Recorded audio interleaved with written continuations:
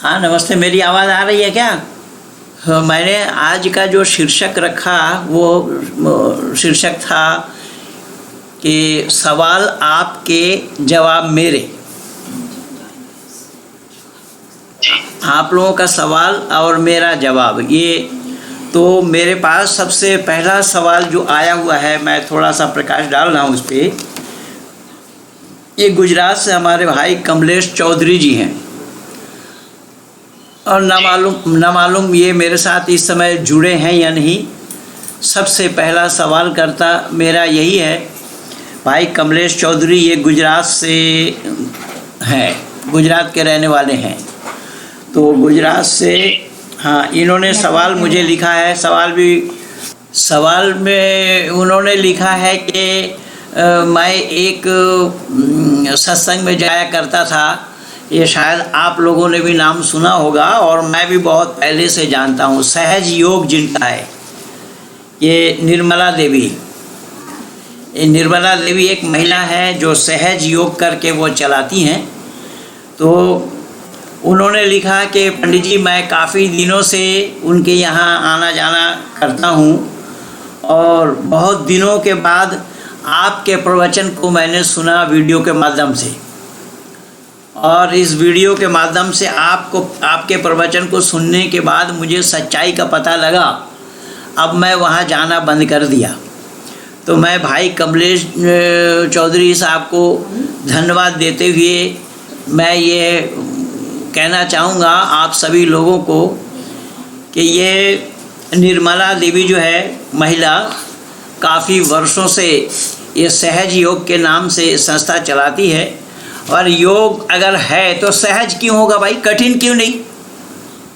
पहले तो सवाल यहाँ खड़ा होगा कि अगर योग ही करना है तो योग में सहजता क्यों लाना चाह रहे हैं, कठिन क्यों ना हो? तो योग में न सहज है न कठिन है, योग तो योगी है। योगश्चित्त वृत्ति निरोधः, कि चित्त के विरोध में जो किया जाए वो योग है। अब योग को ये लोग जानते ही नहीं हैं। अच्छा, निर्मला देवी का एक पहले तो हुआ करता था, इस समय है या नहीं मैं नहीं जान रहा हूँ, काफ़ी दिन से इनको सुना नहीं।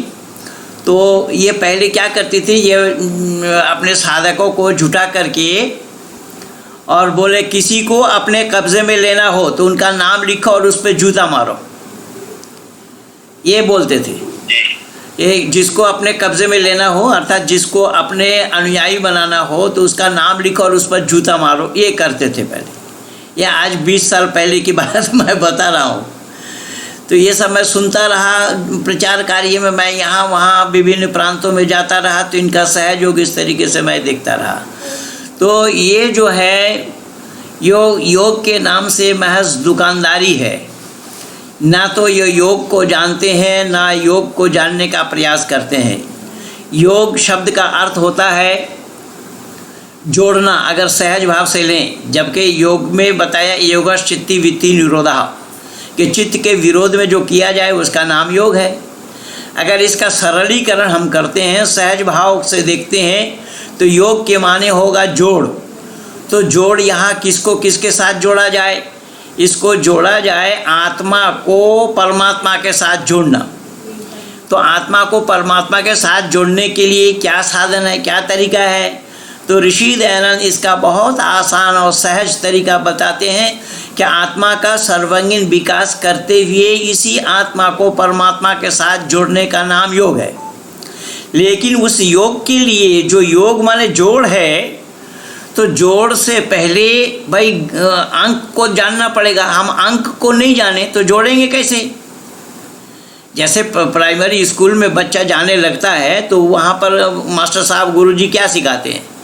1 2 3 4 अंक सिखाते हैं। पहले अंक सिखाते हैं, फिर 2 + 2 सिखाते हैं कि 2 और 2 कितना होता है, तब वो 4 बताते हैं। तो जोड़ा तो तब जाएगा ना जब गिनती सीख जाएंगे। यहाँ गिनती बताया ही नहीं गया और जोड़ बताया जा रहा है, यह गलत है तरीका। इसीलिए वैदिक मान्यता इसकी यह है कि अंक क्या है, वो 1 से लेकर के 10 तक आप गिन जाएं। किसी भी लैंग्वेज के आप गिनती सीखना चाहते हैं, किसी भी लैंग्वेज में आप गिनती देखना चाहते हैं, तो 1 से लेकर के 10 तक गिन लें। तो 10 तक जब आप गिन जाएंगे तो आपको 100 तक जाना आसान होगा। और सौभाग्यशाली संदीपन रॉय आप हैं, मैं हूँ। और मैं इसलिए बता रहा हूँ कि हम सौभाग्यशाली इसलिए हैं कि संपूर्ण विश्व के आंगन में जिनका नाम विद्यासागर पड़ा, जिनका पूरा नाम ईश्वरचंद्र विद्यासागर, जो ईश्वरचंद्र विद्यासागर जी अपने जीवन में जब मिदनापुर से कलकत्ता आ रहे थे, माइलस्टोन के एक गिनती को पिताजी ने बताया था, नंबर 1 बताया था। कौन सा नंबर है ये?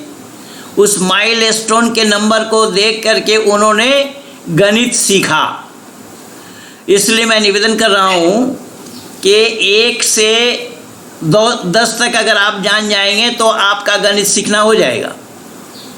फिर उसमें 1 पर 1 लगाते जाएंगे 11 बनेगा, 1 पर 2 लगाते जाएंगे 12 बनेगा, आदि आदि। तो वो गिनती क्या है? तो हमारे ऋषि पातंजलि ने गिनती सिखाया। यम, नियम, आसन, प्राणायाम, प्रत्याहार, धारणा, ध्यान और समाधि, जो 8 अंग बताए गए हैं।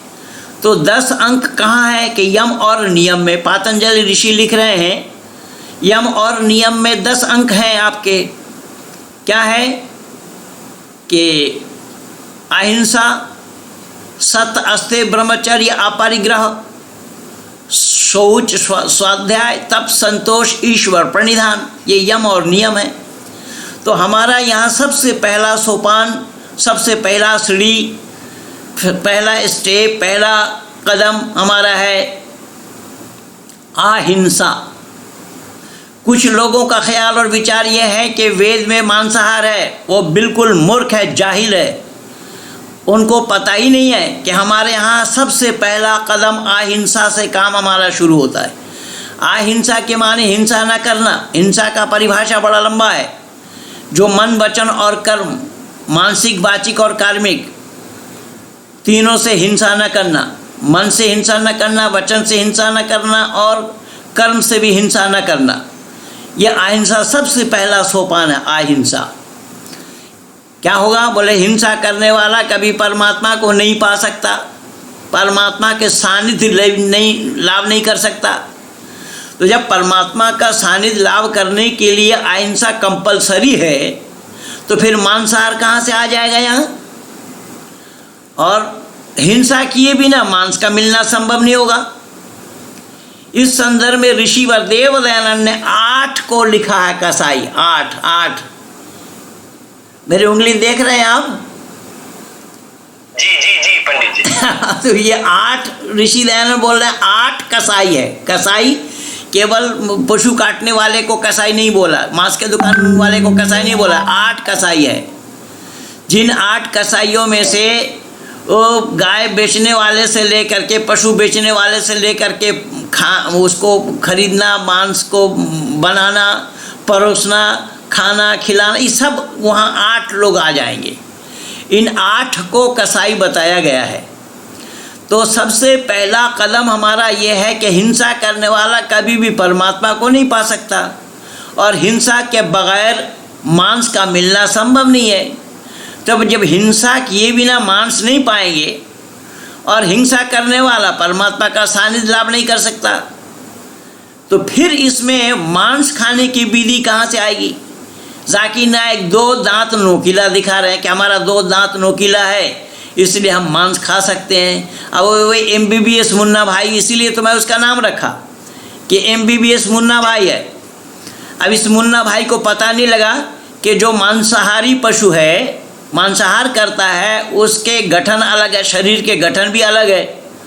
वो पानी हम जैसा पानी गिलास में मुंह लगा करके नहीं पी सकते, होठ से चूस करके नहीं पी सकते, जीभ से उछाल करके पीते हैं। तो ये प्रकृति के नियम ही बता दिया है कि प्रकृति के नियम में ही ये बता दिया गया है कि मांसाहारी जीव कैसा होता है, पशुहारी जीव कैसा होता है, शाकाहारी जीव और मांसाहारी दोनों कैसे होते हैं। तो इसके देखने के बावजूद भी अगर कोई ना माने तो बात तो अलग है, लेकिन वेद में सर्वथा मांसाहार निषेध है।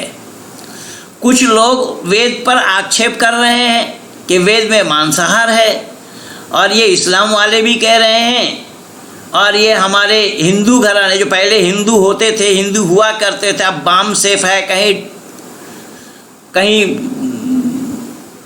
खीर ज्ञानी है, अब खीर को भी इन लोगों ने ज्ञानी बता दिया है, और कोई घोड़े से संभोग करा रहे हैं महिलाओं का।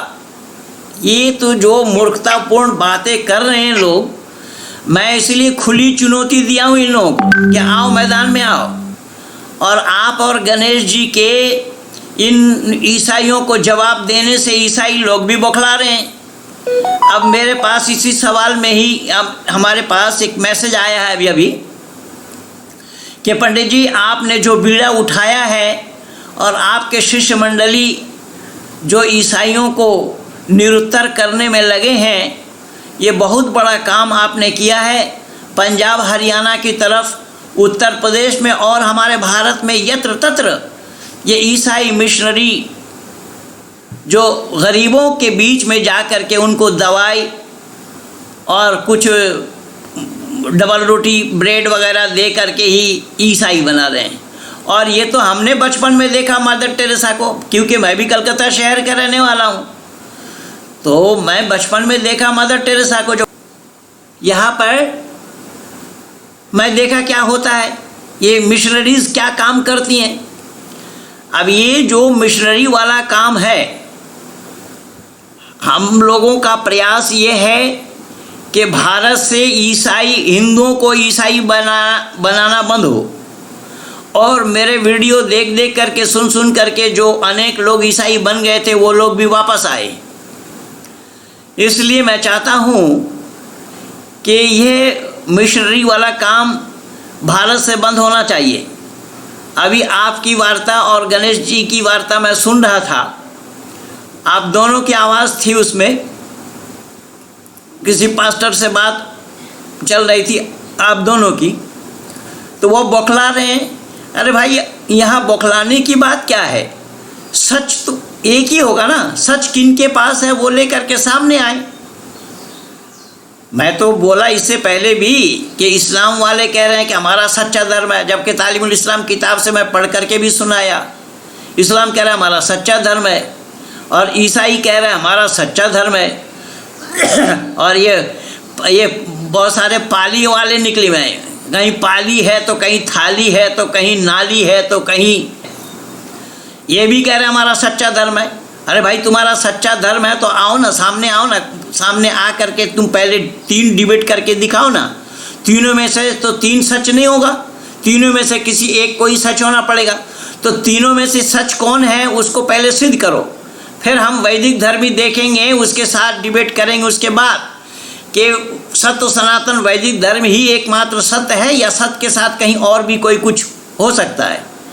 अब सामने आने के लिए तैयारी नहीं है, सब चिल्पो दूर से कर रहे हैं, कहीं कोई कुछ कह रहे हैं, कहीं कोई कुछ कह रहे हैं, सामने आने की हिम्मत नहीं है। जबकि मेरी खुली चुनौती है, खुला दरबार है, और मैंने अपने को भी छुपा कर कोई काम किया नहीं। अब तक जितना भी मेरा काम है, इन 37 वर्षों से मैं सत्य सनातन वैदिक धर्म के प्रचार में लगा हूँ, और मेरी खुली किताब है। मैं दुनिया वालों के सामने कुछ भी नहीं छुपाया, सारा उजागर कर रखा हूँ, और एक भी उसमें असत नहीं पाएंगे, सारा सच्चाई मैं उजागर किया हूँ। पर ये बात तो सामने आने पर ही पड़ताल कर ही हम आगे बढ़ सकते हैं ना, कि सामने आने पर ही पड़ताल होना संभव होगा, कि सच तो सब होना संभव नहीं है, सच तो एक ही होना है। अब वो एक किसका है तो सामने बैठ करके ही इसके पड़ताल होना चाहिए। पर आपसे वो मना कर रहे थे कि हम रजिस्ट्री करके डिबेट नहीं करेंगे। भाई, रजिस्ट्री करके डिबेट करने में क्या आपत्ति है? वहाँ पर सिग्नेचर तो मेरे भी होंगे, तो आपके सिग्नेचर होने में आपको आपत्ति क्या है? क्या डिबेट के लिए अगर आप स्टैम्प पेपर में सिग्नेचर करेंगे तो क्या आप अमानुष हो जाएंगे? मानवता से आप हट जाएंगे?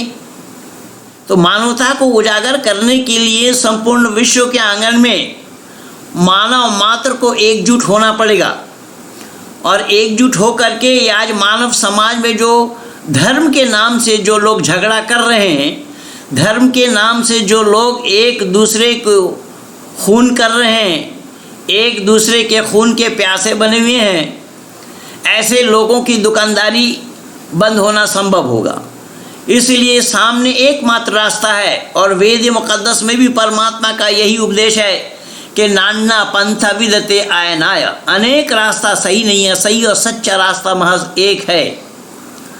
तो अपने माननीय वकील साहब एडवोकेट बलराम जी का फ़ोन आ रहा है बार बार, देखिए ज़रा वो क्यों नहीं जुड़ पाए इसमें।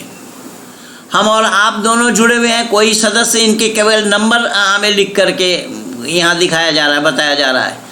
बलराम जी भी प्रयास कर रहे हैं, मगन लाल जी भी प्रयास कर रहे हैं, उनका मोबाइल में फ़ोन आ रहा है। तो मैं ये निवेदन कर रहा हूँ कि इन मानव समाज में बिगाड़ पैदा करने के लिए ये भाई कमलेश चौधरी साहब जो बोल रहे हैं गुरुडमवाद, इन गुरुडमवाद ने भी मानव समाज का बहुत बड़ा नुकसान किया है।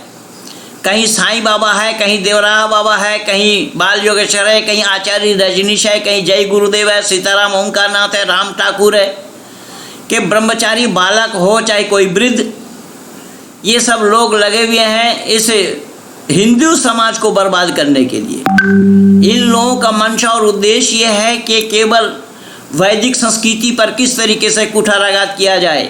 हमारे यहाँ पर वैदिक संस्कृति में गुरुडमवाद की कोई भी चर्चा नहीं है, और गुरु उनको कहा जाता है जो अंधकार से निकाल कर प्रकाश की ओर ले जाएं। लेकिन ये स्वार्थवादी गुरु ऐसे हैं, ये प्रभुपाद स्वामी ने अग्नि में घी डालने का काम किया है। जो मुसलमानों में जा कर के मोहम्मद साहब को कृष्ण बता रहे हैं ये लोग, और ईसाइयों में जा कर के यीशु मसीह को कृष्ण बता रहे हैं। इससे कितना बड़ा नुकसान हुआ है और नुकसान हो रहा है, ये लोग नुकसान करने में लगे हुए हैं, और भारत से सारा पैसा लूट करके ये ले जा रहे हैं अमेरिका। ये जो इस्कॉन वाला मंदिर है, इस्कॉन मंदिर की जो आमदनी है, जो कमाई है, ये सब अमेरिका जाता है। लेकिन भारत के लोग इसको सोचने समझने के लिए तैयार नहीं। और हमारे दिल्ली में जहाँ मैं रहता हूँ, इस दिल्ली में ईस्ट ऑफ कैलाश में जो इस्कॉन मंदिर बना, उन दिनों में माननीय अटल बिहारी वाजपेयी जी भारत के प्रधानमंत्री थे, वो खुद गए थे उसका उद्घाटन करने के लिए। और हमारे नेता प्रणेतागण जितने भी हैं, इन सब लोगों को भी सच्चाई से कोई वास्ता नहीं है, सच्चाई को जानने का प्रयास नहीं करते हैं। अभी देखा नहीं है शाहनवाज कैसे तिल मिलाया। शाहनवाज का तिल मिलाने का क्या मतलब था? वो कह रहा है लकुम दीन नुकुम, जबकि नुकुम भी नहीं बोल पाया। लकुम दीन नुकुम वाली दीन बोला, भाई तुम्हारा दिन तुम्हारे पास, हमारा दिन हमारे पास। क्या मतलब हुआ? जब कुरान कह रहा है इन्ना दीन इंदल्लाहिल इस्लाम, एक ही दीन है जिसका नाम इस्लाम है, तो फिर शाहनवाज कहाँ से बोल रहे हैं तुम्हारा दिन तुम्हारे पास? तुम्हारा दिन कौन सा याद आ गया अल्लाह को? तो इसलिए मैं बोल रहा हूँ ये सब धराशायी हो जाएंगे सामने आने पर। ये जितने भी दुकान हैं, जितने भी दुकानदार लोग हैं जो मानव समाज को आज ये बिगाड़ने में लगे हैं, तोड़ने में लगे हैं, मानव समाज में विघटन पैदा करने में लगे हैं, धर्म के नाम से ये लोग झगड़ा कर रहे हैं, धर्म के नाम से झगड़ा हो रहा है। हाँ आर्य जी नमस्ते। ये जूम ऐप में तो हम जुड़े हुए हैं, आप कैसे नहीं जुड़ पाए? मैं तो अभी संदीपन जी से मेरी चर्चा चल रही है, मैंने बोला भी कि आप क्यों नहीं जुड़ पाए, मैं समय नहीं पाया।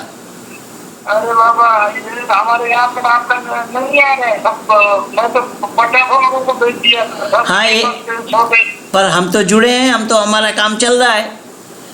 ये देखिए इसमें, हाँ ये बेटी बता रही है, ऐसा सुनिए जरा क्या कहाँ क्या करना होगा। तो मैं ये निवेदन कर रहा था कि ये जो गुरु का जो काम है, गुरु ने सच्चाई को अपनाया नहीं। गुरु का काम यही योग सिखाने का था, यम नियम आसन प्राणायाम प्रत्याहार धारणा ध्यान समाधि बतलाने का था।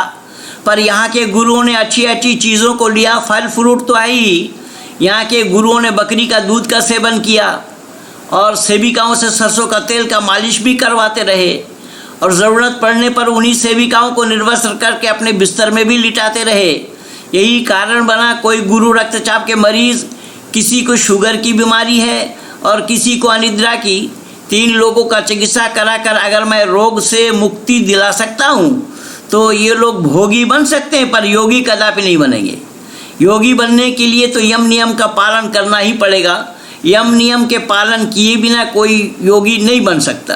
अब आज देख रहे हैं किस तरीके से ये आसाराम बापू क्या कर रहे थे, और इन आसाराम बापू वहाँ पर उनके बेटा भी लिखता है, बाप बेटा दोनों जेल में हैं। ये जेल में क्यों है?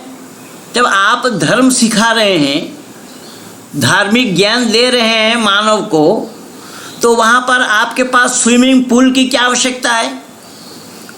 स्विमिंग पूल क्यों चाहिए आपको आश्रम में? तो आप दीक्षा दे करके धार्मिक बनाने के लिए स्विमिंग पूल की आवश्यकता पड़ती है क्या? और ये केवल आसाराम बापू के पास नहीं, ये इसके पास भी जो रामपाल हरियाणा वाला जो भी जेल में है, और गुरमीत राम रहीम सिंह भी जेल में है। मैं वहाँ पर गया, शीर्षा आर्य समाज में मेरा कार्यक्रम हुआ, तो वहाँ जब मैं बोला, उनके भक्त लोग आकर के मेरा विरोध करने लगे। मैंने कहा भाई यहाँ सौदा कुछ नहीं है, तुम सच्चा सौदा बता रहे हो। अब उसके कुछ दिन बाद ही वो जेल में चले गए। अब वहाँ पर कैसा आया आप लोगों ने भी देखा, दुनिया ने देखी कि वहाँ हनीप्रीत आ गए। अब वो भाई हनी माने मधु होता है, तो मधु के साथ प्रीत होना स्वाभाविक है, पर मधु तो कफनाशक है। पर ये कफ नाश करने के बजाय इनके कफ को और बढ़ा दिया। अब उसी गुरु को दिखाया जा रहा था, वो मुर्दा को जिंदा किया। अब ईसा की, बाइबल वाले भी ईसा की मान्यता, ईसा भी मुर्दा को जिंदा करते थे, वो कुरान भी कह रहा है और बाइबल भी कह रहा है। तो ये जो गुरुड़मवाद है, ये जो मानव समाज में विघटन पैदा करने की बात है, और इन्हीं लोगों के द्वारा हो रहा है। तो इनकी दुकानदारी जब तक हम बंद नहीं कर पाएंगे, जब तक इनकी दुकानदारी चलती रहेगी, तो ये मानव समाज सच्चाई से रूबरू नहीं हो पाएंगे, दिग्भ्रमित हो जाएंगे। इसीलिए हमारी मान्यता ये है कि वेदो अखिलो धर्म मूलम, वेद विश्व अखिल विश्व के धर्म का मूल है, और उसी वेद को ही इन लोगों ने छोड़ दिया, तिलांजलि दिया है। और ये देखने में अभी की बात है, आप लोगों ने देखा भी है, खूब चर्चा चल रही थी, बहुत सारा वीडियो भी आया है, या अली या अली या मौला या अली, ये चिल्ला रहे हैं। कभी राम राम चिल्लाते थे, अब या अली या मौला चिल्ला रहे हैं। और सुनने में ये आया है कि उन्होंने अपने बेटी को भी परोस रखा है उन्हीं मुसलमानों के हाथ, अली मौला के हाथ में। तो अली मौला ही अगर है, तो संदीपन जी मैं आपको विश्वास दिला रहा हूं कि वो अली बच नहीं पाया। अली भी बच नहीं पाया, कत्ल किया गया उस अली का।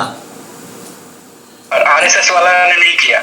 हाँ, अब आरएसएस वाले ये तो चूचू का मुरब्बा है। मैं तो इंद्रेश को तब मना किया था जब ये संगठन बना रहे थे तब, क्योंकि शुरू से मेरे संपर्क में मैं उन लोगों के काम में रहा। इंद्रेश जी जब ये जम्मू कश्मीर में प्रचारक रहे, वो जम्मू के ही हैं, और जब वहाँ थे तब से मेरा प्रचार उनके से संपर्क है। दिल्ली प्रदेश में वो बाद में आए, और अपने केशव कुंज के उस आरएसएस के कार्यालय में मैंने कई बार उनको बोला कि आरएसएस के कार्यालय में जब आप देखेंगे कि लॉन में वहाँ 50 महापुरुषों के चित्र लगे हुए हैं, लेकिन दयानंद का चित्र वहाँ नहीं है। मैंने इंद्रेश जी से कहा कि इंद्रेश जी यहाँ पर ऋषि दयानंद के चित्र क्यों नहीं है? तो बोले लगा देंगे। अब तक लगा या नहीं लगा मुझे जानकारी नहीं है, लेकिन हाँ सुरुचि प्रकाशन जो उसके गेट में ही है, एक प्रकाशन है बिल्कुल गेट में गुट्टे राइट हैंड को है, सुरुचि प्रकाशन नाम है। उस सुरुचि प्रकाशन में सत्या प्रकाश भी वो बेचने का काम करते हैं, और ऋषि दयानंद के चित्र, ऋषि दयानंद के फोटो भी वहाँ लगे हुए होते हैं। तो कहने का मकसद और उद्देश्य यह है कि ये लोग सच्चाई से कोसों दूर हैं, सत्य से विमुख होने का ही ये सारा नतीजा है। लेकिन ये तो बोल रहे हैं कि राष्ट्रवादी मुस्लिम संगठन हमने इसलिए बनाया है कि मुसलमानों को राष्ट्रवादी बनाएंगे। मुसलमानों को राष्ट्रवादी बनाए या ना बनाए, जिन हिंदुओं ने अपना लड़की परोस रखा है शहनवाज हुसैन को, वो शहनवाज हुसैन क्या बोला वहाँ पर दूरदर्शन में, ये तो दुनिया ने देखी है। अब उसका वीडियो जो आपने भेजा था मेरे को, वो हर एक का वक्तव्य है मेरे पास, हर एक के वक्तव्य पर मैं बोलने लगूंगा तो तहलका मच जाएंगे। जितने लोग पैनल में बैठे थे सारे पैनलिस्टों ने गलत बोला। कोई तो उम्मत उम्मत चिल्ला रहा है। अरे उम्मत की बात कहाँ से आ गई? तू उम्मत चिल्ला रहा है भाई, उम्मत की बात आई कहाँ से? किसको उम्मत बोल रहा है तू? उम्मत क्या होता है जानता भी है? वहाँ प्रकरण चल रहा है। क्या प्रकरण चल रहा था कि बंगाल प्रांत के नवाब के ज़िला मुर्शिदाबाद, जो कि नवाब सिराजुद्दौला का ज़िला रहा है, नवाब सिराजुद्दौला का, जबकि उनका सिराजुद्दौला का बाप का नाम क्या है आज तक किसी इतिहासवेत्ताओं ने बताया नहीं। वो अपने नाना के नाम से उनको जाना जाता रहा है, अलीवर्दी खां के नाम से। तो मैं ये निवेदन कर रहा हूँ कि उसी मुर्शिदाबाद ज़िला में किसी एक गांव में रेडियो बजाना, कैरम बोर्ड खेलना, सिनेमा देखना, टेलीविज़न देखना, इस पर प्रतिबंध लगाया। अरे भाई, इस पर अगर प्रतिबंध लगाया वो तो शरीयती कानून है, वो सिर्फ इस्लामी कानून है। तो मुसलमान लोग इस्लामी कानून को नहीं मानेंगे तो किसके कानून मानेंगे? अगर ये बात तो हो सकती है कि ये बात अगर आप कह सकते कि भारत में भाई तुम अपना शरीयती कानून लागू क्यों कर और कैसे कर रहे हो, तो ये तो भारत सरकार को चाहिए था कि जिस प्रांत में ये हो रहा है वो प्रांतीय सरकार से पूछे कि भाई आपके प्रांत में ये क्या हो रहा है। पर सवाल क्या था वहाँ पर, उस सवाल को किसी ने टच नहीं किया। सब आपने अपने मनमानी, कोई बोल रहा है कि बाप को दवा ला करके नहीं देता, कोई बोल रहा है वो बाप का ये सेवा नहीं करता। अरे बाप का सेवा नहीं करेगा, बाप को दवा ला करके नहीं देगा तो क्या वो दुनिया वाले बोलेंगे उसको, या मोहल्ला वाले बोलेंगे बाप का सेवा क्यों नहीं कर रहा है, या बाप बोलेगा? यहाँ तो बात जो पंचायत है, उस पंचायत के लोगों ने गाँव में ये फतवा जारी किया। तो फतवा तो जारी वहाँ होता है ना जब इस्लामिक कंट्री होता है, जो शरीयती कवानीन जहाँ अमल करते हैं, जहाँ पर लोग, यहाँ ना शरीयती कवानीन है। भारत के संविधान अनुसार भारत में सभी लोगों, भारतीय संविधान के अनुसार ही हमारे देश में सारा कानून जो हमारा है वो उस पर लागू होता है, उसी पर ही हम चलते हैं, चलवाते हैं। तो ये सरकार तो जी पंडित जी मैं सुन पा रहा हूँ।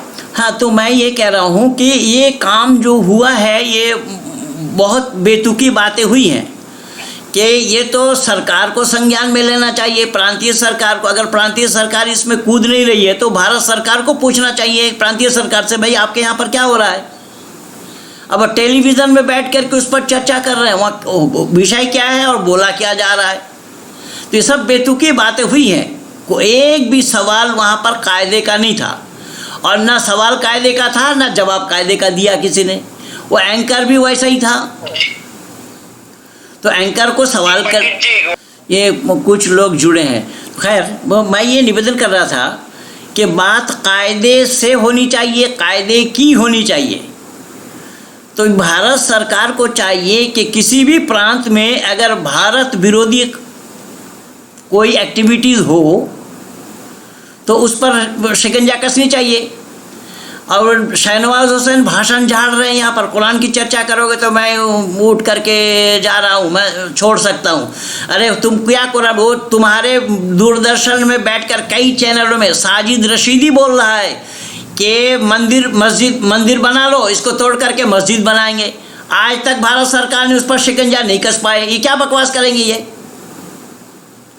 ये आरएसएस वाले ने क्या पाठ पढ़ाया है ये वही जाने। ये राष्ट्रवादी बना रहे हैं, राष्ट्रवादी बनाए कि राष्ट्र विरोधी बनाए, मैं नहीं जान पाया कि ये सब चूचू का मुरब्बा है, क्योंकि ये लोग भी वेद को जानते नहीं हैं। ये लोग अगर वेद को जानते होते वेद विरुद्ध आचरण नहीं करते। ये राम को ईश्वर माने बैठे हैं। भाई राम का ईश्वर होना क्यों और कैसा संभव होगा? जो राम जन्म ले रहे हैं उसको वो लला बता रहे। अब ये तो खैर मैं समर्थन इसलिए करता हूँ कि राम राष्ट्र पुरुष है, मर्यादा पुरुष हैं, इसीलिए राम का मंदिर भारत में होना चाहिए। तो राम का मंदिर भारत में ना हो तो कहाँ पाकिस्तान में होगा क्या? इसीलिए राम मंदिर का मैं समर्थक हूँ। लेकिन ये राम नहीं जो ये लोग ये बोल रहे हैं, कर रहे हैं, जिसको ईश्वर मान रहे हैं। राम ईश्वर नहीं थे। जब उसका जन्म हो रहा है तो ईश्वर कहाँ से हो जाएगा? ईश्वर आजन्मा है। तो ये सब बेतुकी बातें हो रही है। तो इसमें मैंने जो शुरू की थी ना बात, कि ये जितने भी गुरुड़मवाद हैं, ये इन गुरुओं ने ही अपने चेला चेलिन बना करके वेद के साथ जोड़ने के बजाय मनमानी तरीके से उन लोगों को पाठ गलत पढ़ाया कि गुरुर ब्रह्मा गुरुर विष्णु गुरुर्देवो महेश्वरा, ये बतला दिया, उनसे बुलवा दिया। अब तन मन धन गुरु को अर्पण करते आ रहे।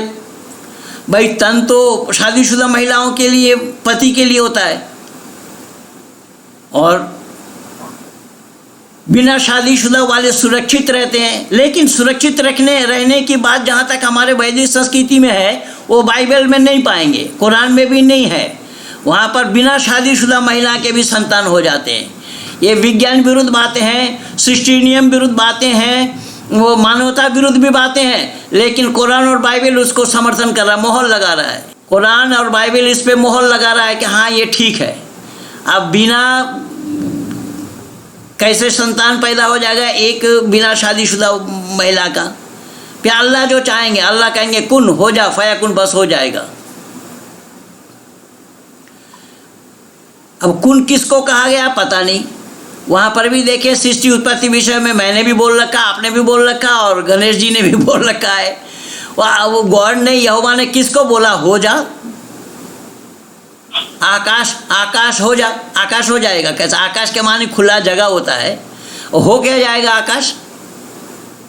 तो ये सब बेतुकी बातें हैं। मैं ये कह रहा हूँ कि ये अवैज्ञानिक बातों को जब तक समाप्त नहीं किया जाएगा धरती से, जब तक मिटाया नहीं जाएगा, तब तक मानव का कल्याण होना संभव नहीं है। मानव मात्र के चहुमुखी विकास के लिए हमें आना पड़ेगा। मानव मात्र को एकजुट होकर के, मानव मात्र का धर्म एक है।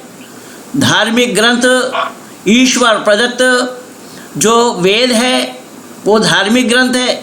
मानव मात्र का धर्म एक क्यों और कैसे है, मैं थोड़ा सा एक उदाहरण आपको दे रहा हूँ। यद्यपि आप इतने दिन से मेरे साथ जुड़े हुए हैं, एक एक वीडियो को आपने छान मार रखा है। और कल हमारे पाटिल साहब हैं हमारे पूना से, और जो कि रिटायर्ड कर्नल हैं, और रिटायर्ड कर्नल होने के बावजूद भी उनकी आवाज़ मैं सुना नहीं पाया। वो दूसरा मोबाइल में इसमें गड़बड़ हो रहा है, इसलिए उनकी आवाज़ मैं सुना नहीं पाया। उनकी आवाज़ को मैंने रिकॉर्डिंग कर रखा है। मैं बोला था भी रविवार को मैं लाइव में सुनाऊंगा। तो पाटिल साहब जो हमारे साथ जुड़े हुए हैं, और वो बहुत नामी गिरामी व्यक्ति हैं, जो संपूर्ण भारत में नहीं विश्व के आंगन में उन्होंने ये डैम जो है ना, पानी इकट्ठा करने का, वो पानी इकट्ठा करने वाला काम उन्होंने किया है। लेकिन कर्नल साहब इतने सच्चे सखी व्यक्ति हैं, उनका बेटा भी कर्नल है। देखिए, परंपरागत राष्ट्र के सेवा में वो लोग लगे हुए हैं। और कर्नल साहब कह रहे हैं कि पंडित जी मैं तो चाहता हूं कि हमारे मिलिट्री मैन जितने भी एक्स सर्विस वाले जितने भी जुड़े हो रिटायर होते हैं, मैं सब को आपके साथ जोड़ दूं।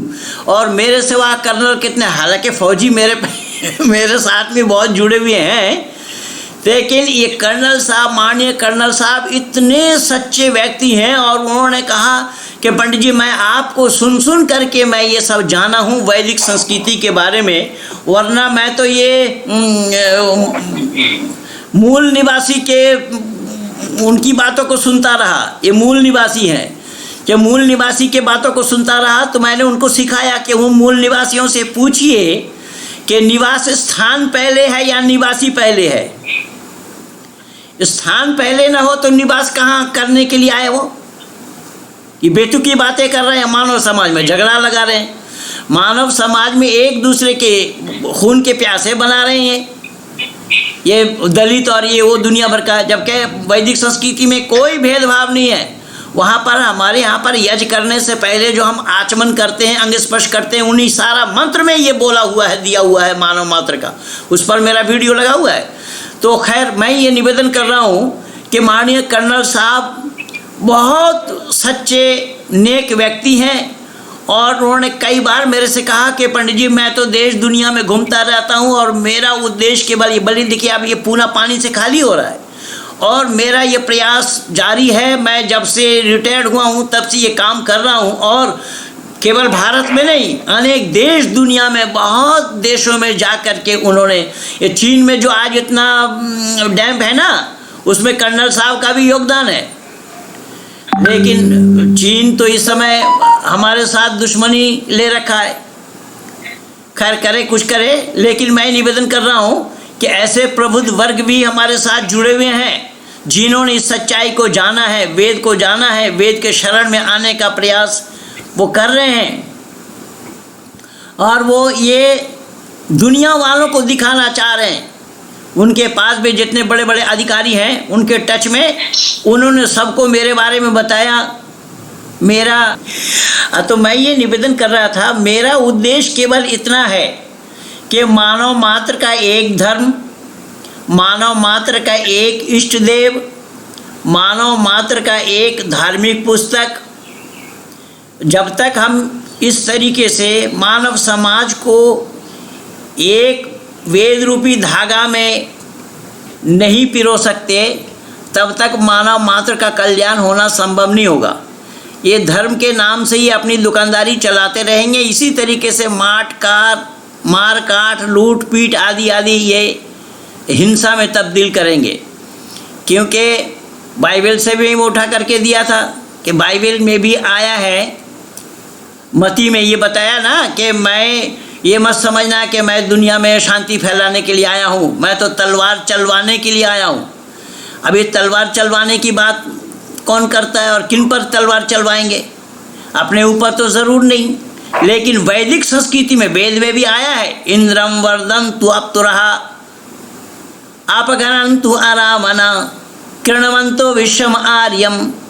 वहाँ पर वेद में जो आया है, वेद में मुसलमानों को मारो, ईसाइयों को मारो, जैनी को मारो, बौद्धों को मारो, ये बात नहीं है।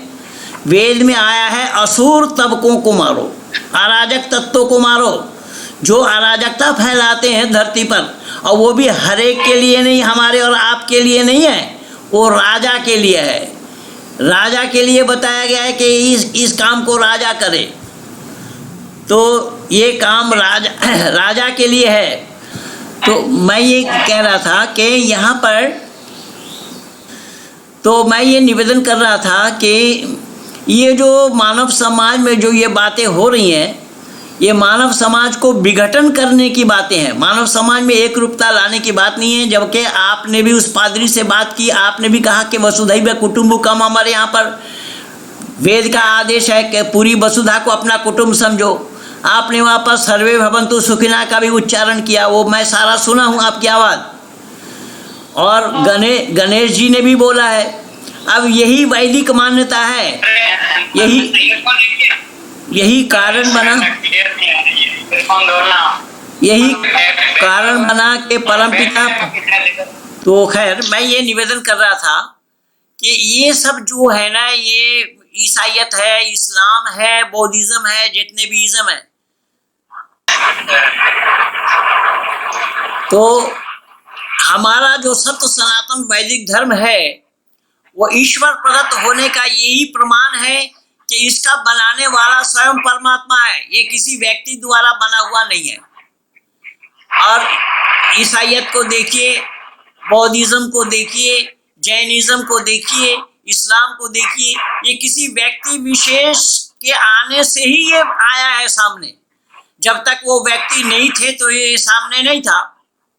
अब ये व्यक्ति पहला है, इनका किताब बाद में है। ये भी एक आश्चर्य की बात देखिए, इनके व्यक्ति पैगंबर पहले है, बाद में इनकी किताब है, और हमारा किताब पहले है, हम बाद में है। क्योंकि ज्ञान के बिना, जैसे देखिए हम लोग सारे ये जुड़े हुए हैं, ये ज्ञान के आधार पर ही तो जुड़े हैं, ज्ञान के माध्यम से ही तो ये एक दूसरे के विचारों का आदान प्रदान हो रहा है, हो पा रहा है। इसमें ज्ञान चाहिए, तो ज्ञान के बिना इस कर्म को करना संभव नहीं है।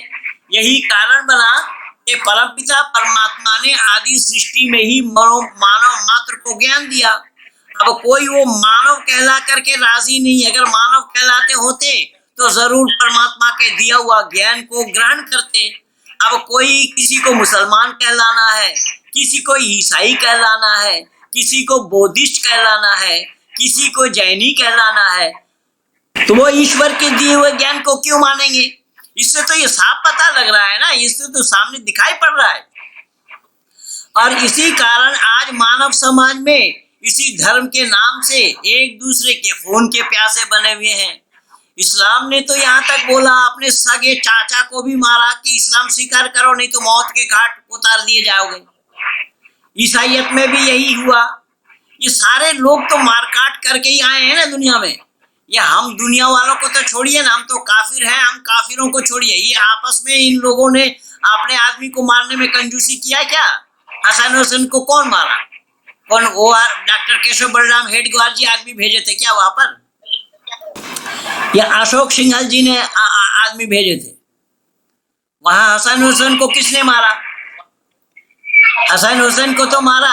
अब ये जो मुरारी बापू या मौला या अली कर रहे हैं, वो अली को भी नहीं बचा पाया। ये अली अली ये चिल्ला रही है। तो हमारे लोग भी खतरा से खाली नहीं है। इन सब लोगों को किनारे करना पड़ेगा, हटाना पड़ेगा समाज से। समाज में इनका प्रवचन, इनके विचार, इनके मंतव्य बिल्कुल ना आने पाए। हाँ, बिल्कुल ना आने पाए। और इसमें ज्यादातर हमारे घराने के लोग ही, देखिए महिलाएं वहां पर न मालूम बोरी बिस्तर लेकर के पहुंच जाती हैं। यहाँ बुराड़ी में मैं देखता रहता हूँ वो आचार्य हरिदेव जी के पास, वो आचार्य हरिदेव जी सिख बने हुए हैं, सरदार जी बने हुए हैं। तो इसी, अब तो मर गए, अब तो नहीं है वो। तो कहने का तात्पर्य ये है कि ये जितने भी गुरुडम चलाए हुए हैं संपूर्ण विश्व के आंगन में, एक वो राजेंद्र जी हैं, वो भी सरदार जी हैं। तो इन सब दुकानदारों की दुकान बंद होना चाहिए, तभी मानव मात्र का चहुमुखी विकास होना संभव है। यही कारण बना, इसीलिए ऋषि व देव दयानंद ने गुरुडमवाद का बड़ा विरोध किया कि गुरुर ब्रह्मा गुरुर विष्णु गुरुर देवो महेश्वरा, ये जो कह रहे हो बिल्कुल झूठी बात है। ब्रह्मा तो वही होते हैं जो परमात्मा सृष्टि करता है, उसी सृष्टिकर्ता को ही ब्रह्मा कहा जाता है। विष्णु भी वही हैं जो विचरण करते हैं, उनका नाम विष्णु होता है। शिव भी वही हैं जो कल्याण करते हैं, उनका नाम शिव होता है। गणेश भी वही हैं जो कल गणेश आप लोगों ने देखा, और कहीं हो या ना हो, महाराष्ट्र में हुआ है और 10 दिन तक होगा। जबकि 1897 के 12 जून में ये गणेश पूजा की शुरुआत हुई थी। पंडित बाल गंगाधर तिलक जी ने गणेश पूजा की शुरुआत करी थी मिस्टर रैंड नामे अंग्रेज अफसर को मारने के लिए, जिसको दामोदर चाफेकर ने मारा। वो तीनों भाइयों की फांसी हुई, दामोदर चाफेकर, बालकृष्ण चाफेकर, वासुदेव चाफेकर, ये तीनों फांसी के फंदे को चूम गए। लेकिन आज इतिहास के पन्नों में उन लोगों का नाम ही नहीं है। और यहाँ पर जिनके हाथ से एक भी मक्खी और मच्छर नहीं मरे, उन्हीं के नाम भरे पड़े हैं। तो ये सारा काम उल्टा हो रहा है। तो सीधा काम तो किसी ने किया ही नहीं है। और जवाहरलाल नेहरू को पंडित कहते रहे लोग, और जो पंडित कह रहे हैं कि मैं दुर्भाग्य से हिंदू हूं, और दुर्भाग्य से जो अपने को हिंदू मानना है वो पंडित है समाज का। तो ये जो बातें हो रही है ना, हुई है, हमें पाठ गलत पढ़ाया गया। पाठ जब तक हम सही नहीं करेंगे तो हमारा कल्याण होना संभव नहीं है।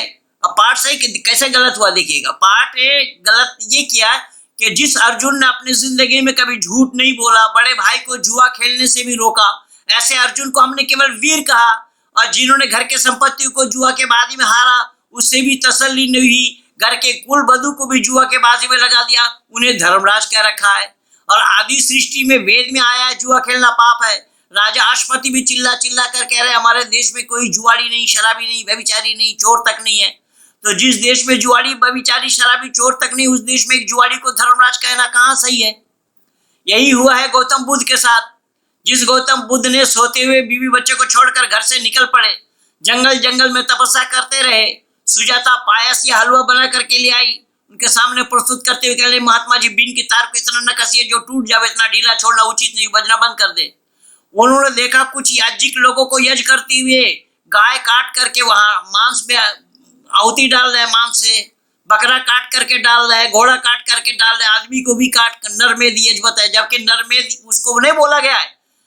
लेकिन इन्होंने जानने का प्रयास नहीं किया, तो उन्होंने पूछा कि ये कहाँ है? बोले वेद का आदेश है, यज्ञ वही श्रेष्ठतम कर्म, यज्ञ करना श्रेष्ठ कार्य है। यज्ञ वही भुवन नाभि, यज्ञ भुवन के नाभि हैं। शरीर को ठीक रखने के लिए जैसा हम नाभि को ठीक रखते हैं, ऐसा ही भुवन को ठीक रखने के लिए भी यज्ञ करने की आवश्यकता है। स्वर्ग कामे यज्ञेत, ये वेद में आया है, स्वर्ग की कामना करते हो तो यज्ञ करो। इन सब बातों की चर्चा वेद में आई है। तो बुद्ध ने सुना इन बातों को कि ये वेद में आया, बोले हाँ। तो वह ऐसे वेद को भी नहीं मानता, वेद को नहीं मानता, परमात्मा को भी नहीं मानता। वेद को न मानने वाला क्या बोला गया? मनु महाराज बोलते हैं नास्तिक को वेद निंदका। तो ऐसे एक नास्तिक व्यक्ति को हमारे लोगों ने महात्मा की उपाधि दे डाली। अब महात्मा कौन होते हैं? जिनकी आत्मा महान होता है। आत्मा को महान बनाने का तौर तरीका क्या है कि यम नियम आसन प्राणायाम प्रत्याहार धारणा ध्यान और समाधि को अपनाते हुए ही आत्मा को महान बनाया जाना संभव है। उसने तो ईश्वर को भी नहीं माना, तो आत्मा को महान कहां से बनाते? और इसके बावजूद भी लोग उनको महात्मा कह रहे हैं, एक नास्तिक व्यक्ति को। इसीलिए सारा गड़बड़ झाला हुआ है। जो हमारे साथ आज जो कुछ भी हो रहा है, जो मानव समाज में ये व्यवस्था को इन्हीं मजहबी दुकानदारों ने ही फैलाया है, जबकि मानव मात्र का धर्म एक है, मानव मात्र का धार्मिक ग्रंथ एक है, मानव मात्र का इष्ट देव एक है, इसमें कोई संदेह नहीं है। लेकिन ये सब चर्चा तो सामने आने पर ही किया जाना संभव होगा ना। अब सामने आने में कतरा रहे लोग। भाई सामने आए, सामने आ करके बैठ करके बात करें, तभी चर्चा हो, तब ना खुल करके आएगी बात कहाँ कौन सा सच है, किनके पास सच है। सामने आने के लिए तैयार नहीं, हम गाली गलौज दे रहे हैं, कोई कुछ कह रहे हैं, कोई कुछ कह रहे हैं, ये सब बातें हो रही है। तो इससे बात बनने वाली थोड़ी है। इसीलिए मैं तो दुनिया वालों को ये बताना चाह रहा हूँ, दुनिया वालों को ये बता रहा हूँ कि सही और गलत का निर्णय हम अपने आप ना लें। सही और गलत को जानने के लिए हम एकत्रित हों, एक मंच पर आए, सब अपने अपने विचार रखें और उसमें कुछ ऐसे प्रबुद्ध वर्ग हों जो इस पर निर्णय दें। निर्णायक मंडल ऐसे हों निष्पक्ष, जो सही और गलत का निर्णय दे पाए।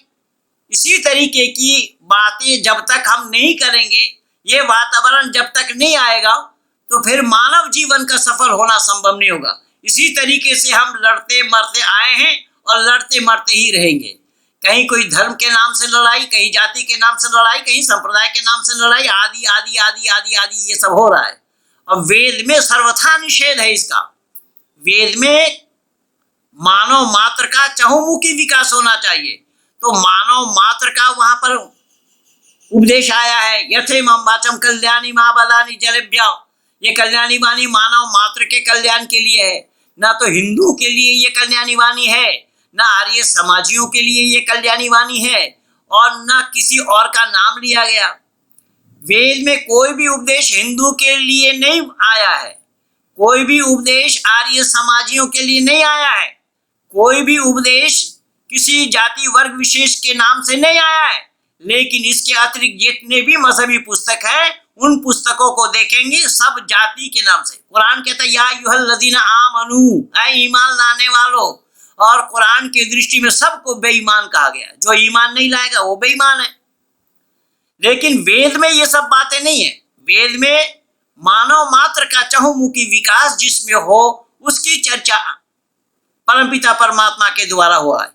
इसलिए हमारे ऋषि कपिल जी लिख रहे हैं कि त्रिविध दुखम अत्यंत निवृत्ति अत्यंत पुरुषार्थ, कि मानव मात्र के लिए 3 दुख है।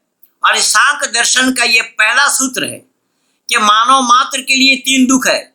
ऋषि कपिल ये नहीं बतला रहे हैं कि आर्य समाजियों के लिए 3 दुख है, ये भी नहीं बोला हिंदुओं के लिए 3 दुख है, ईसाइयों के लिए, जैनी के लिए, मुसलमानों के लिए, किसी का नाम। त्रिविध दुखम अत्यंत्य निवृत्ति रत्यंत्य पुरुषार्थ, ये बताया है कि मानव मात्र के लिए 3 दुख है। उन 3 दुखों से छुटकारा पाने का प्रयास मानव मात्र को करना चाहिए।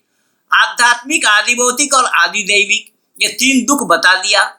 एक दुख अपने किए हुए कर्मों के अनुसार अपने आत्मा को होती है, वो आध्यात्मिक बतलाया। दूसरों के द्वारा दिया हुआ दुख, वो दूसरा जो दुखी आपको करता है वो तो हमेशा आपको दुख देने के लिए तैयार रहता है। वो दुख ना दे सके तो उसके लिए क्या करना है, क्या प्रयास करना होगा? उसके लिए प्रयास आपको अपने आप करना होगा। मैं एक छोटा सा उदाहरण दे रहा हूँ, ये प्रैक्टिकल है, ये हमने आपने देखा है, ये आंखों देखा हाल है। अभी पिछले दिन कारगिल वाला कांड हुआ था। अभी जो चीन के साथ जो हुआ है वो तो बाद वाला, पहले जो कारगिल का कांड हुआ था जब वो मुशर्रफ उसके चीफ कमांडर थे पाकिस्तान के, हमारे लोगों ने अपने इलाके की निगरानी नहीं रखी थी। इन्होंने सोचा वहां 8 महीना बर्फों पर ढका रहता, वहां कौन आएगा? वहां अपनी सैनिक तैनात नहीं किया। सैनिकों को तैनात ना करने से जो ऊपर उन्होंने जमावड़ा जमा लिया, ऊपर कब्जा कर लिया।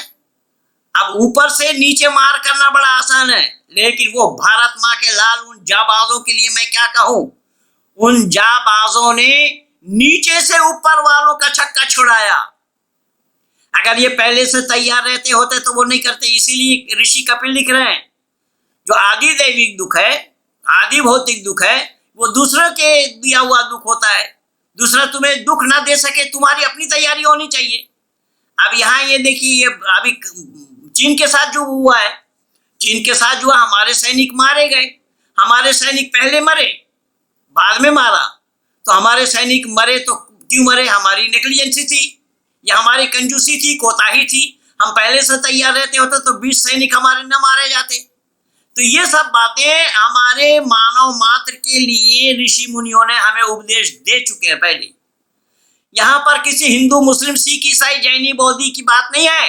मानव मात्र का ये उपदेश है, मानव मात्र के लिए उपदेश है। मानव मात्र का चहुमुखी विकास जिसमें हो, वो उपदेश है, सारा वेद में है। इसीलिए अगर हम मानवता की रक्षा चाहते हैं, हमें अगर मानवता की रक्षा करनी है, तो हम सबको, मानव समाज को एक वेद रूपी धागा में पिरोना पड़ेगा। एक वेद रूपी धागा में जब तक हम नहीं पिरोएंगे या उसमें पिरोएंगे, तब तक हम मानवता की रक्षा नहीं कर पाएंगे। ये हिंदू, मुस्लिम, सिख, ईसाई, जैनी, बौद्धी ये लड़ते रहेंगे। अब देखिए ना, ये जो चंद्रशेखर बताया जा रहा है, रावण बता रहा है अपने को, और उसने बोला कि इस्लाम में कोई कमी दिखा दे तो हम उसके गुलाम बन जाएंगे। वो वीडियो में बना करके दे दिया, वो दिखा भी दिया, और गुलाम बनने के बजाय आज तक उसका संपर्क नहीं हुआ। ये इतने बड़े बाप के बेटे हैं। अब इससे ये अंदाजा लगा लीजिए ये किस तरीके से मानव समाज के अंदर में वैमनस्यता फैला रहे हैं। शाहीन बाग में इन्होंने क्या किया था, फिर उसके बाद जब जेल से छूटे तो फिर जामा मस्जिद में जाकर के इन्होंने उधम मचाया। ये सारा काम इन्हीं लोगों के द्वारा हो रहा है। ये लोग जो हैं, ये ना तो धर्म का धा जानते हैं और ना मानवता का पाठ इन्होंने पढ़ा है। अगर ये मानवता का पाठ पढ़ते होते तो मानव समाज में ये वैमनस्यता ना फैल जाते, मानव समाज में ये झगड़ा ना लगाते, मानव समाज में ये कहने के लिए तैयारी नहीं होते कि मैं ये हूं, मैं ये कर दूंगा, वो कर दूंगा। ऐसा नहीं, ये तो वेद में सर्वथा निषेध बताया गया है। तो फिर ये सब क्या हो रहा है? ये सब मानवता पर कुठाराघात हो रहा है। इसीलिए हमें मानवता की रक्षा करनी है। तो मानवता की रक्षा करने के लिए हम मानव समाज को एक साथ होना पड़ेगा, मानव समाज को एक साथ जुटना पड़ेगा, मानव समाज को एक मंत्र और एक तंत्र, यानी मंत्र दयानंद का हो तो तंत्र भी दयानंद का होना पड़ेगा। गांधी का तंत्र लेंगे तो अनफिट हो जाएंगे, क्योंकि गांधी का तंत्र इसलिए अनफिट होगा, मैं इसलिए बोल रहा हूं, शायद आप लोगों को बात अच्छी ना लगे। वो कह रहे हैं कि एक गाल में चांटा लगाए तो दूसरा गाल बढ़ा दो। भाई चंद्रशेखर ने बोला था तीसरा गाल कहां से लगा? जो एक गाल में मार सकता है दूसरे गाल में नहीं मारेगा क्या? दूसरे गाल में भी जड़ देगा, तीसरा गाल कहां से लाओगे तुम? इससे हमारा भारत का बहुत बड़ा नुकसान हुआ है। और फिर भी ये बापू बने बैठे हैं। अब कैसे बापू बने, कैसे राष्ट्र के पिता बने, ये तो विचारवान लोग विचार करेंगे। हमारे माननीय वकील साहब बैठे हैं, वकील साहब हो सकता है इस पर विचार दे सकते हैं। अब वो राष्ट्र के पिता बन गए, जबकि राष्ट्र का पिता कोई नहीं होता। पिता पाला या तीता पिता, वो अपने बेटे को ही नहीं पाल पाए। हीरालाल गांधी मुसलमान बन गया, आर्य समाजियों ने उसको वापस लाया। फिर तो ये सब बातें जो हैं, इसलिए मैं पिछले दिन बोला था कि मोहनदास करमचंद गांधी जी के जीवनी को भी खंगालना पड़ेगा, गौतम बुद्ध के जीवनी को भी खंगालना पड़ेगा, अंबेडकर के जीवनी को भी खंगालना पड़ेगा, स्वामी विवेकानंद के जीवनी को भी खंगालना पड़ेगा, तभी बात बनेगी। सच्चाई खुल करके तब सामने आना है कि आखिर सच क्या है। तो ये जो बातें हुई है ना मानव समाज में, ये मानव समाज में विघटन पैदा हुआ है। जिस गांधी को अहिंसावादी बताया गया है कि हाँ वो गाय का दूध नहीं पिएंगे, क्यों कि गाय दूध देती है बछड़े के लिए, हम अहिंसावादी है, बछड़े का हक को अधिकार को नहीं मानेंगे। ना उन्होंने दूध पिया बकरी का, तो बकरी किसके लिए दूध देती है भाई? अब गाय तो एक बच्चा देती है, बकरी 2 3 देती है, 3 का हक मार दिया और बोला हम फिर भी अहिंसावादी हैं। तो ये जो बातें हुई है ना हमारे भारत के अंदर में, इसलिए मैं बोला पाठ गलत पढ़ाया गया। जब तक हम पाठ को सही नहीं करेंगे तो मानवता की रक्षा करना संभव नहीं होगा। जो गलत पाठ को भूलना पड़ेगा, पहले सही और सच्चा पाठ को याद करना पड़ेगा। और खुशी की बात यह है कि माननीय वकील साहब हमारे भाई प्रकाश जी भी लाइन में लगे थे, आप दिखाई पड़ रहे हैं, प्रकाश जी भी जुड़े हुए हैं। मैं ये निवेदन कर रहा हूं कि ये हमारे ऋषि ने इसको प्रैक्टिकल किया है। मैं पिछली वीडियो में बोल भी रखा हूं, गुरु विरजानंद के कुटिया में ऋषि दयानंद ने आकर के दस्तक लगाई। अंदर से पूछा गुरु ने कौन, बाहर से शिष्य ने कहा मैं यही तो जानने के लिए आया हूं मैं कौन हूं। तो गुरु ने सोचा भाई ये सवाल तो कोई किसी ने किया नहीं, होनहार होगा तो आचार आदान प्रदान हुआ विचारों का। कुछ पढ़े हो? बोले हाँ। तो जो किताब पढ़े थे दयानंद उन किताबों का नाम लिया। गुरु विरजानंद ने में बहाओ जमुना में, क्यों कि ये पाठ तुम्हारा गलत है। इन पाठों को जब तक तुम भूलोगे नहीं, सही और सच्चा पाठ याद कराना संभव नहीं होगा। तो हमारे भारत में भी जो हो रहा है ये सब पाठ गलत पढ़ाया जा रहा है। चाहे वो आरएसएस के द्वारा राष्ट्रवादी मुस्लिम संगठन बनाने की बात कर रहे हो, वो भी पाठ गलत है। राष्ट्रवादी मुस्लिम संगठन जो बना रहे, मैं उन लोगों को आज दावा के साथ ये कह रहा हूं, जो लोग अब्दुल हमीद, अब्दुल रशीद और ये जो 40 लोग मुझे मिले हैं उन लोगों का नाम लेते हैं, मैं सीना ठोक करके आज कहना चाहूंगा कि है कोई मुसलमान ये बताए कि हाँ उनको शहीद का दर्जा दिया है इस्लाम ने, उनको शहीद कहा गया, बताया गया, इस्लाम ने शहीद कहा हो? सवाल ही पैदा नहीं होता। ये सब पाठ गलत पढ़ाया जा रहा है, समाज के अंदर में बेईमानस्ता फैलाया जा रहा है। अब ये आप लोगों ने देख ही लिया, ये बीजेपी हो और आरएसएस हो, जिस शहनवाज को अपने बेटी दे रखा है उसी को ही ये राष्ट्रीयता का पाठ नहीं पढ़ा पाए तो दूसरे को क्या पाठ पढ़ाती है? वो कह रहे कुरान पर चर्चा नहीं। अरे भाई कुरान पर चर्चा नहीं, तुम वेद पर चर्चा कर सकते हो, उपनिषद पर चर्चा कर सकते हो, दर्शन पर चर्चा कर सकते हो और मनुस्मृति के खिलाफ बोल सकते हो, मनुस्मृति का विरोध कर सकते हो। भाई कुरान पर चर्चा क्यों नहीं करोगे? ये एंकर भी नहीं बता पाया। और ना ये फन्ने खां जो गए थे फन्ने का बन करके, वो संजीव रागी थोड़ा वो आरएसएस का है, वो कुरान पिटिशन कलकत्ता कुरान पिटिशन पढ़ा होगा और रहे हैं वहां, वो थोड़ा बहुत जानकार है, लेकिन वहां तो वो चर्चा तो वो नहीं थी ना जो बोला जा रहा है, वो चर्चा थी कहाँ? वहां किसी प्रांत के गांव में शरीयती कानून चलाना चाह रहे हैं, चर्चा ये थी। तो चर्चा ये थी तो उसका चर्चा का जवाब देना चाहिए था ना। कोई उम्मत बता रहा है तो कोई 5-32 बता रहा है, तो 31 नहीं है तो 33 नहीं है। भाई 5-32 का क्या मतलब था वहां पर तेरा? 5-32 कहां से आ गया? तो ये सब गलत बातें हो रही है और सही बात बोलने वाले को तो ये चैनल वाले बुलाते नहीं है। सही बात बोलने वाले को चैनल वाले बुलाते नहीं है क्योंकि उनको भी डर लगा रहता है। ये तो सुरेश चौहान जो सुदर्शन न्यूज चैनल में कई बार मुझे बुलाया है। खैर, तो मैं निवेदन कर रहा हूं, बात टू द पॉइंट होनी चाहिए ना।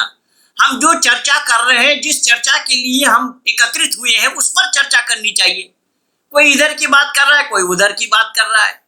उसमें तो मैं बोला कि भारत सरकार, मैं फौरन कल सुबह लिख करके भी दिया कि भारत सरकार को चाहिए कि जिस प्रांत में ये घटना घटी है उस प्रांत की सरकार से पूछते कि आपके प्रांत में ये हो रहा है, सुनने में आया है, क्या स्टेप ले रहे हैं आप, क्या प्रावधान है आपके पास? ये भारत सरकार को पूछना चाहिए। भारत सरकार तो अभी भी मौन है, शाहनवाज को भेज दिया, जो शाहनवाज को ही राष्ट्रभक्त नहीं बना पाए। आज तक ये शाहनवाज वहां झंडे वाला मंदिर में फूल चढ़ाने के लिए गया हो तो बताए कोई? जितने भी राष्ट्रीय स्वयंसेवक हैं, जितने भी भाजपा के नेतागण हैं, मैं पूछ रहा हूं कि शाहनवाज गया हो, मुख्तार अब्बास नकवी गया हो झंडे वाला मंदिर में, कोई बताए? सवाल ही पैदा नहीं होता। ये शाहनवाज तो अटल बिहारी वाजपेयी जी के काल में न मालूम कितना बार हज करके आया है। तो मैं निवेदन कर रहा हूं कि जो राष्ट्र के लिए जिन मुसलमानों ने बलिदान दिया है इस्लाम में, उनको शहीद का दर्जा ही नहीं दिया गया। ये तो खामखाए अब्दुल हमीद, अब्दुल रशीद, अबुल कलाम नाम ले रहे हैं, ये कुछ भी ले, लेकिन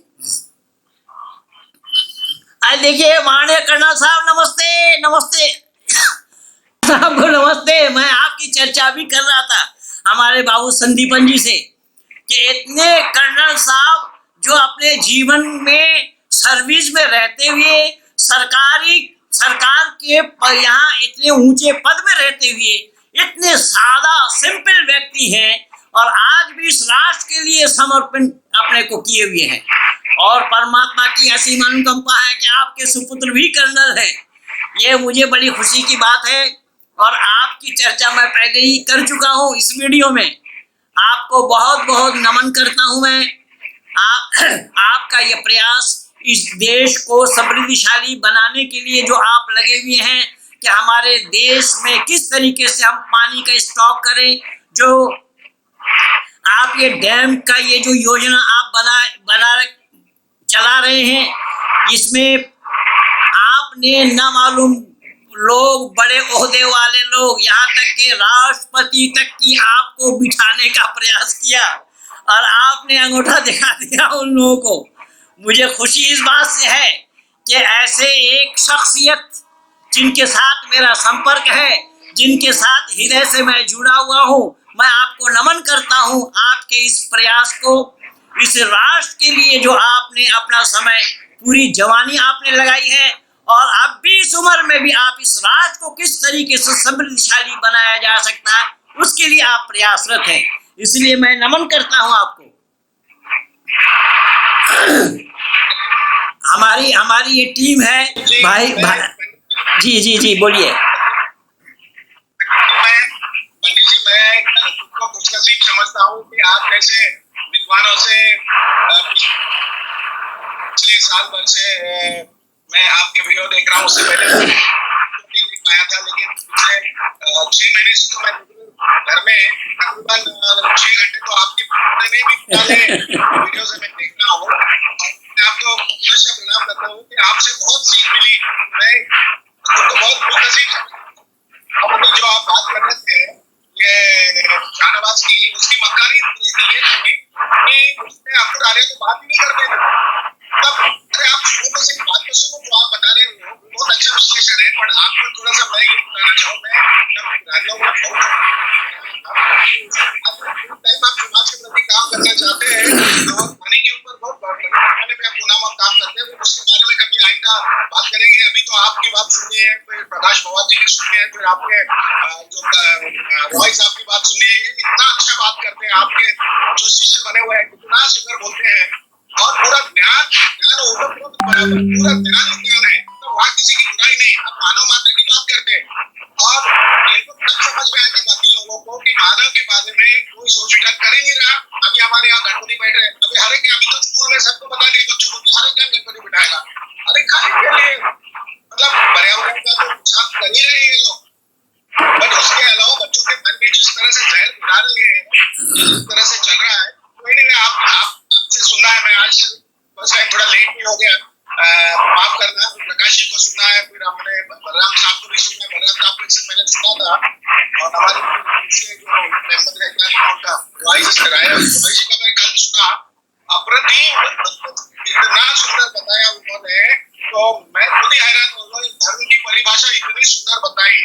आज तक मैं सिर्फ धर्म को समझता था कि नहीं, अगर मैं डॉक्टर हूँ, मेरे डॉक्टर में जो पेशा है वो मेरा धर्म है, या मैं एडवोकेट हूँ तो मैं किसी को न्याय दिलाने के लिए जो जिद्दोजहद करूँ वो है। लेकिन आपने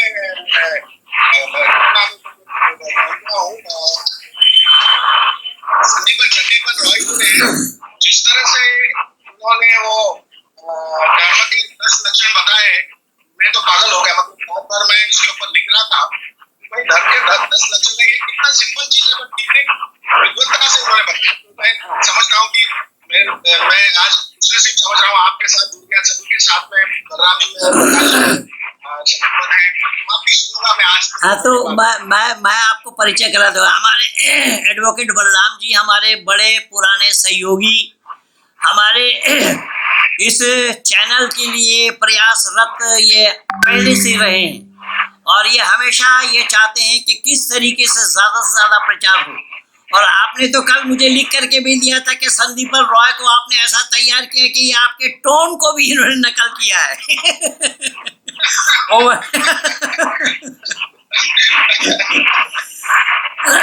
वो मैं देखा आपका टिप्पणी, तो बलराम जी से आपका परिचय हो गया। बलराम जी, हाँ बिल्कुल बहुत इस काम में प्रयासरत हमारे भाई ये ईश्वर जी हैं। ये हमारे जितने भी साथ जुड़े हुए हैं, सबसे एक दूसरे के साथ परिचय आपका हो जाए। मैं भी यही विनती करूंगा, सबसे रिक्वेस्ट ये करूंगा कि कर्नल साहब को सब आप लोग अपना अपना परिचय दीजिए, और ऐसे एक प्रतिष्ठित एक अफसर जिन्होंने पूरी जवानी देश के लिए दिया है और अपने बेटे को भी सौंप दिया इस देश के लिए, ऐसा कलेजा वाला व्यक्ति आपके चैनल में जुड़े हुए हैं। मैं तो नतमस्तक हूँ और रहूंगा। मैं चाहूंगा कि आप लोगों का भी परिचय माननीय कर्नल साहब से हो जाए। आप लोग भी जिनके पास जो मसाला हो वो कर्नल साहब को आप लोग सुनाइए कि किस तरीके से हम लोग आगे बढ़ सकते हैं। इनका भी वरदहस्त हम लोगों पर रहे तो हमारा काम आगे बढ़े। आप सब लोगों को मैं रिक्वेस्ट कर रहा हूँ, भाई ईश्वर जी से भी रिक्वेस्ट कर रहा हूँ, बाबू बलराम जी से भी कर रहा हूँ, और भाई प्रकाश जी दिखाई नहीं पड़ रहे। आप सब अपने अपना 1-2 मिनट का बात रखिए सब। हाँ माननीय वकील साहब बताइए। प्रणाम सर, प्रणाम सर, प्रणाम सर, प्रणाम सर जी। तो भाई बंधुओं को नमस्ते। मैं ईश्वर जी हैदराबाद से। मुझे कल ये संदीप राय का वीडियो देखा था, मुझे ऐसा लगा कि वो आटम बम बन गया, आटम बम। इतनी अच्छे तरीके से वो समझाया। आपने मुझे लिख करके भी दिया है कि पंडित जी आपने एटम बम बना दिया। हाँ पंडित जी, हाँ पंडित जी। लेकिन वो ऐसा ललकार है, मतलब सोसाइटी में अगर कोई माइका लाल है तो आ जाए मैदान में, इतनी कॉन्फिडेंस के साथ वो बोल रहा, तो फिर आगे वाला तो सोच में पड़ जाता है ये सच क्या है झूठ क्या है ऐसा। तो बहुत खुशी हुआ, मतलब उनको सुन के बहुत खुशी हुआ और सुनने की इच्छा भी है, और इसमें पार्टिसिपेट करके कंटिन्यू करना चाह रहा हूँ मैं। बड़ी मेहरबानी आपकी जी जी।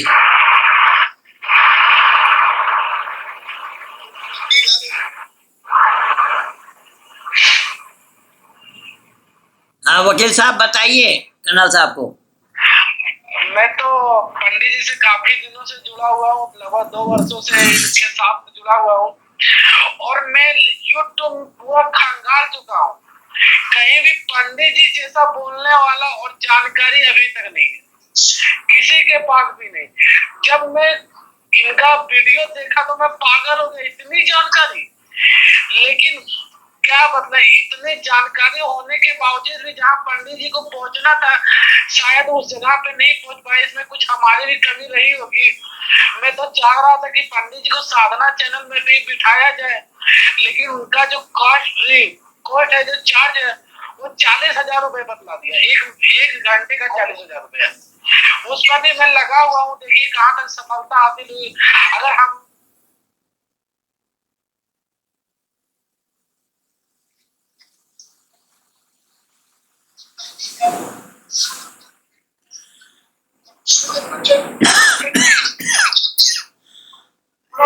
थोड़ा पर्यटन करें तो ये पंडित जी पंडित को भी मौका मिलना चाहिए।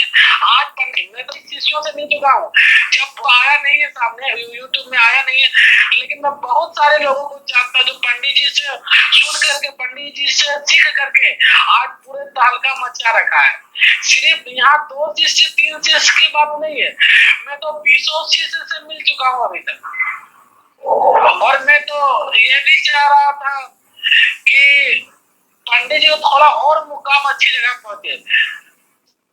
जब जिसको कुछ जानकारी नहीं वो चैनल पे बैठा है, पंडित जी को बैठना ही चाहिए। अब आगे आप लोग बतलाइए। बलराम जी, बहुत अच्छी बात आपके बारे में। पंडित जी ने इससे पहले भी 1-2 बार वीडियो आपके जो थे वो मैंने देखा था, लेकिन आज आपसे मुलाकात होगी ये जूम चैनल पे, ईश्वर जी से मुलाकात होगी। मैं पूना में स्थित हूँ। पूना में जो भी है, महाराष्ट्र में कोई भी है, तो यहाँ भी हम लोग हमारे तरफ से काम किया हुआ है पिछले 3-4 महीनों से। मुंबई के भी कई लोग गुरु जी के कारण जुड़ गए हैं मेरे साथ में, तो हम लोग यहाँ अपने तरफ से काम करें। तो देखिए, जोत से जोत जलने वाली है और सच्चाई को आज न कल उभर के आना है, तो हमारे तरफ से हम करते चलेंगे। देखिए, अभी महाराष्ट्र में पुणे में मैं हूँ, मेरा काफी बड़ी क्या कहते हैं, मेरा जो ऑर्गेनाइजेशन है ग्रीन थाम, उसमें सैकड़ों हजारों मेंबर्स है, वो सब तक गुरु जी को मैं पहुंचा रहा हूँ मेरे तरफ से। तो हम लोग अपनी तरफ से प्रयास करते रहना चाहिए। नमस्ते, मैं पुणे में हूँ और मेरा टेलीफोन नंबर मैं पास कर दूंगा आपको। पुणे का कोई भी चीज है, कुछ भी है, तो दिल्ली में मेरा लड़का है जो कर्नल है, वो भी मतलब वो सर्विस में है, मैं तो रिटायर हुआ हूँ 93 में, तो उनसे भी हम लोग मदद लेंगे। मैं अगले महीने दिल्ली आ रहा हूँ, क्योंकि दिल्ली में भी हम पानी के ऊपर बहुत बड़ा काम कर रहे हैं, जिसकी प्रशंसा हो रही है। और इंडियन आर्मी में मेरे कर्नल जो लड़का है उसका सराहना है अभी 15 अगस्त को, उन्होंने पानी के ऊपर इतना बड़ा काम किया है। लोगों को पीने के लिए पानी नहीं है, और जब फौज में थे तो हमको बताया जाता था कि भाई पानी के लिए अगर होना है तो उसको पानी नहीं होगा, वो जमीन के लिए नहीं होगा, वो तेल के लिए नहीं होगा।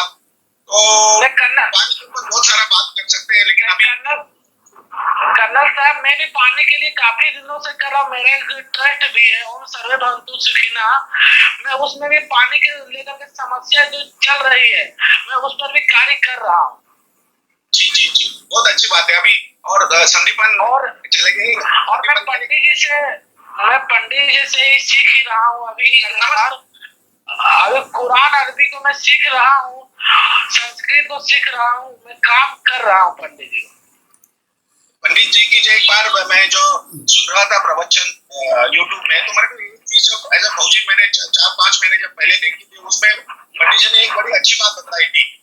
देखिए, ये मानसिकता जो है, जो कुरान की जो बातचीत हो रही है, वो मानसिकता जो है हमारे पाकिस्तान वालों की, हमने 71 की लड़ाई में उनके 93,000 हमने सैनिकों को बंदी बनाया था। हमने उनको साल भर हमने सेवा की। अच्छा, उन दिनों में तो हम भी भिखारी जैसा ही था हमारा देश, तो वो अमेरिका से जो आता था मिले वो अभी देख सकता हूँ, बीच में थोड़ा कट हो गया। तो मैं ये कह रहा था कि आवाज सुनाई दे रही है पंडित जी? हाँ जी जी जी। तो आपके एक यूट्यूब के इसमें मैं देख रहा था, तो आपने कहा था काम कर रहे हैं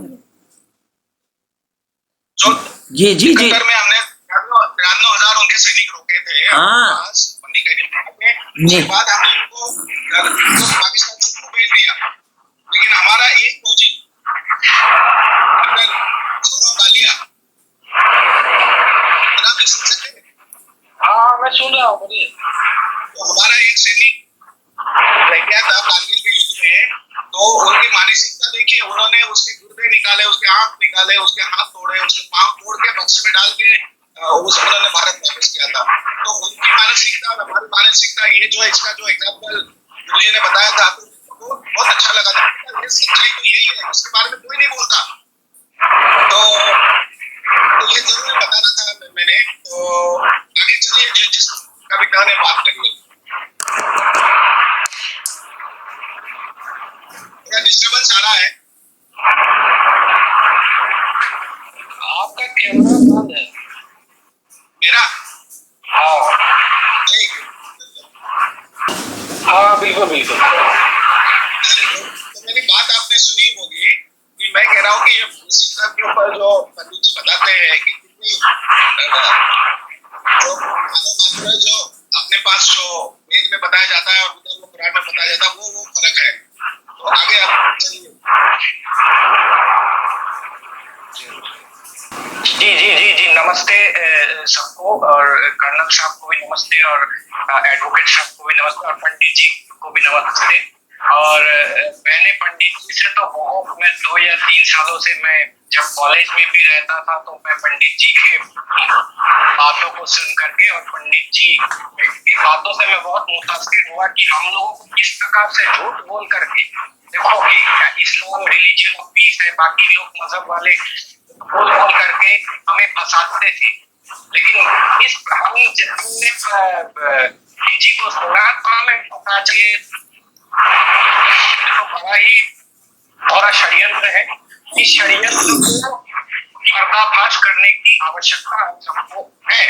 आज हम लोगों का ये कि हिंदू कुछ भी नहीं जानता अपने बारे में, हिंदू सब कुछ ही गया है। ये बात को कहते हुए बहुत ये लग रहा है, लेकिन हमें बारे में कुछ नहीं पता। और जो कागज चुनने वाले हैं, हमारे पढ़े लिखे बच्चे उन कागज वालों के बातों में आकर के आप लोगों को, जैसा कि मैं सूचना दी थी पहले ही, मैंने आप लोगों को बताया था कि रविवार को शाम 4 बजे मैं जूम ऐप के माध्यम से आप लोगों से जुड़ूंगा। सवाल आपके, जवाब मेरे। इस हेडिंग पे हमारा कार्यक्रम चला, लगभग 2 घंटे का कार्यक्रम था, और उसमें कुछ टेक्निकल मिस्टेक के कारण मैं आगे और सुना नहीं पा रहा हूँ। उसमें गड़बड़ियाँ हैं। लोगों के विचार, जितने लोग मेरे से जुड़े हुए थे, और कर्नल सुरेश पाटिल साहब जो कि पूना से जुड़े हुए थे, सई प्रकाश जी जुड़े हुए थे, ईश्वर जी जुड़े हुए थे, कहीं हैदराबाद से जुड़े थे, कहीं मुंबई से जुड़े थे, कहीं झारखंड से जुड़े थे, और दुनिया भर के लोग जो मेरे संपर्क में जो हैं वो सब जुड़े थे। सबके विचार आए हैं उसमें, लेकिन टेक्निकल मिस्टेक के कारण वो आवाज़ मैं आप लोगों को सुना नहीं पाया हूँ। फिर अगला प्रयास हमारा यह जारी रहेगा। यहीं तक ही इस वीडियो को आप लोग सुनिए, और ये बात अच्छी लगे तो आप लोग इसको शेयर कीजिए, लाइक कीजिए, सब्सक्राइब कीजिए, आइकन बेल दबाना न भूलना, जिससे कि हमारा और आपका ये राब्ता कायम रहे। इसमें मैंने मूल रूप से मुख्यतः ये बोला है कि हमें पाठ गलत पढ़ाया गया है। अगर पाठ सही पढ़ाया गया होता तो आज भारत का नक्शा ही कुछ और होता। पाठ गलत क्या पढ़ाया गया है वीडियो में आप लोग सुन पाएंगे। धन्यवाद।